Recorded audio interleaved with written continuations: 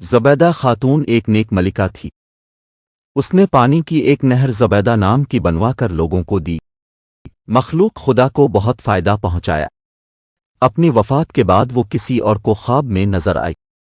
جس کو خواب میں نظر آئی اس نے خواب میں پوچھا کہ زبیدہ خاتون، مرنے کے بعد آپ کے ساتھ کیا معاملہ پیش آیا؟ زبیدہ خاتون نے جواب دیا کہ اللہ پاک نے میری بخشش فرما دی۔ خواب دیکھنے والے نے کہا کہ اپنے نہر زبیدہ بنوا کر مخلوق کو فائدہ پہنچایا تھا، آپ کی بخشش تو ہونی ہی تھی۔ زبیدہ خاتون نے کہا نہیں۔ جب نہر زبیدہ والا عمل پیش ہوا تو پروردگار عالم نے فرمایا کہ یہ کام تو تم نے خزانے کے پیسوں سے کروایا، اگر خزانہ نہ ہوتا تو نہر بھی نہ بنتی۔ اور اللہ پاک نے مجھ سے کہا مجھے یہ بتاؤ کہ تم نے میرے لیے کیا عمل کیا؟ زبیدہ نے کہا کہ میں تو گھبرا گئی کہ اب کیا بنے گا، مگر اللہ پاک نے مجھ پر مہربانی فرمائی۔ مجھے کہا گیا کہ تمہارا ایک عمل ہمیں پسند آ گیا۔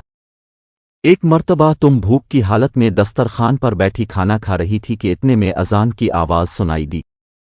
تمہارے ہاتھ میں لقمہ تھا اور سر سے دوپٹہ سرکا ہوا تھا۔ تم نے لقمے کو واپس رکھا، پہلے دوپٹے کو ٹھیک کیا پھر لقمہ کھایا۔